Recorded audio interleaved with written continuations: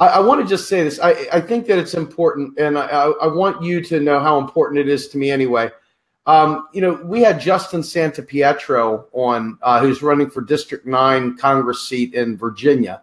Right. And it's a very conservative coal mining area, and he's running as a Democrat, but he's running as a New Deal type of Democrat. He's running as an MMTer, quite frankly, an unabashed MMTer. And he's a guy who has a lot of the very, very same beliefs you have, a lot of the same economics background. He's worked on the Hill. You guys have, there's some synergies there. I'm seeing this crop up all over the nation. Yes. People, I wish the Green Party would do it, but they refuse to adopt these things either.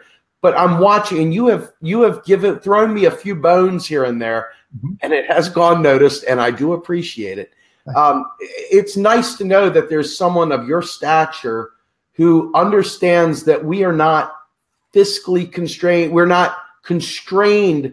The ability to spend money is not constrained to taxation. It's not constrained to bond sales. It's not constrained. The bottom line is it's a political issue. We've been lied to for 40 freaking years, more than that actually.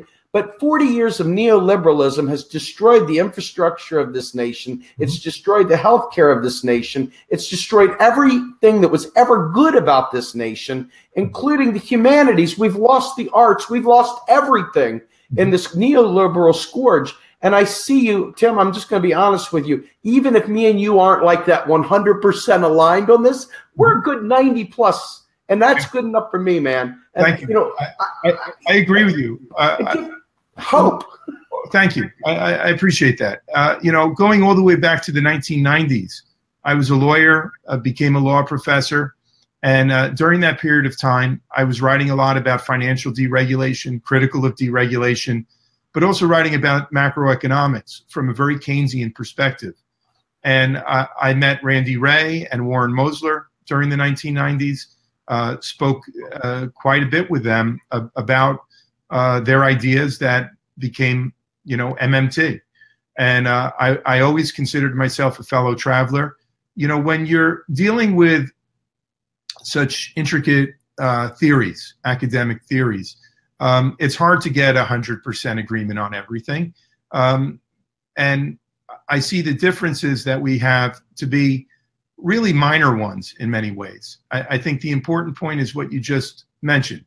I think MMT, and my own feeling is that I don't see any real fiscal constraints in pursuing an expansionary social policy, a New Deal, for instance. We don't have to rely on taxing to pay for things. And that is the orthodox conventional thinking that should have been discredited many years ago. If you look back to President John Kennedy's speech in 1962, I don't know if you've ever read it or been aware of his speech at Yale University, in which he talked about the myths of economic policy. And the very top myth that he was talking about was the fixation with deficits and austerity.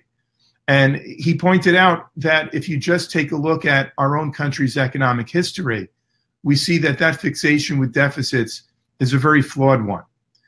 You could go back to the New Deal and World War II, and you can see that the federal government did an awful lot of deficit spending, and they were the most successful period in American history, economic history. The 1940s certainly was.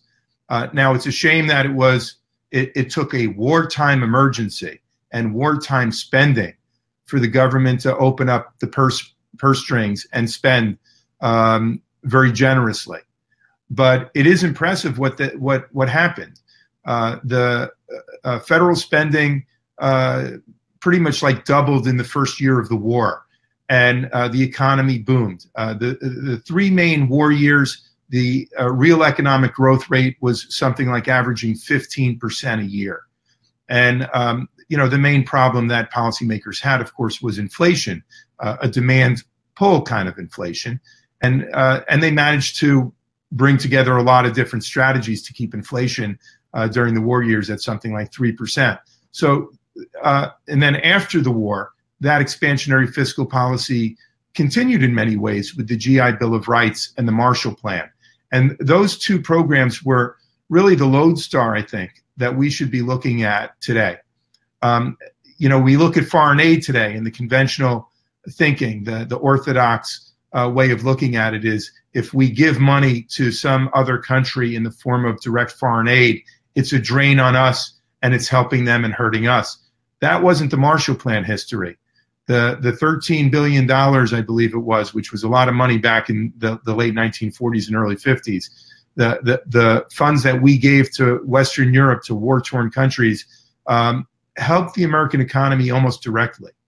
Those countries didn't have all the resources to rebuild, and the foreign aid that we gave them came right back to American firms that went over to Europe and rebuilt roads and factories and their education systems as well. And then, of course, the GI Bill of Rights, which was an enormous outlay of money that gave low-interest mortgage loans, low-interest business loans, and tuition-free higher education at any university, public or private, anywhere in the world, plus a living stipend to returning GIs. And we're talking 16 million returning GIs were eligible for these GI Bill of Rights benefits. And you take a look at all that spending on the GI Bill. Again, it more than paid for itself several times over in the form of higher economic growth rates and higher tax revenues that the beneficiaries who are now productively employed would pay to the government. So even if you looked at this through the paradigm of orthodox economics, it more than pays for itself.